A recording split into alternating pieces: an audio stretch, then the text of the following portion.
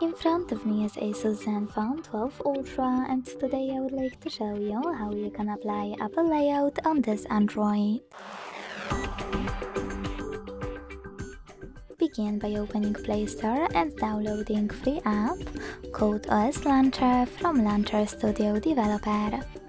Now when your launcher is ready, you need to go into Settings, hit Apps and Notifications, scroll to hit Default Apps, and tap on Home app.